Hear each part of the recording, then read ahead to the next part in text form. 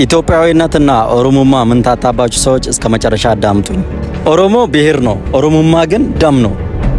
ኢትዮጵያ ሀገር ነች፣ ኢትዮጵያዊነት ደግሞ ዜግነት ነው።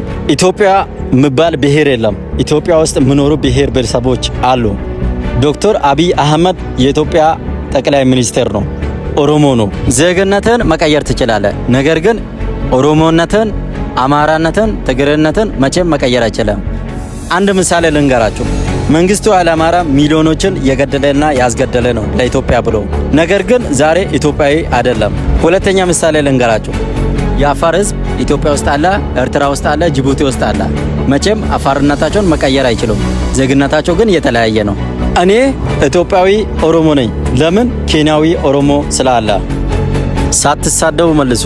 አንድ ሰው ኦሮሞ፣ አማራ፣ ትግሬ፣ ወላይታ ኖ መሆን ያለበት ቀድሞ ወይስ ኢትዮጵያዊ ነው መሆን ያለበት? ይህን ቪዲዮ ሼር፣ ኮፒ ሊንክ አድርጉ።